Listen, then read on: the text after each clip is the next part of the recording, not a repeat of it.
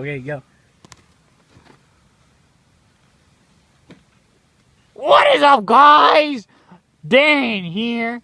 Today, I'm gonna show you how to do a burnout on a 150F.